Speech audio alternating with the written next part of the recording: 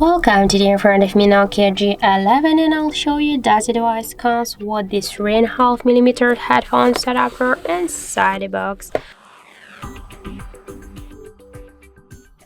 So let's first open the box. Here we can see the charger brick, the USB Type-C cable, and unfortunately we have not here any adapter, so you should buy adapter separately as the headphones, unfortunately, because now we have no here complected in the box the headphones and also like the adapter. So that's it. Thank you for watching, and if you find this video helpful, don't forget to leave a like, comment and to subscribe our channel.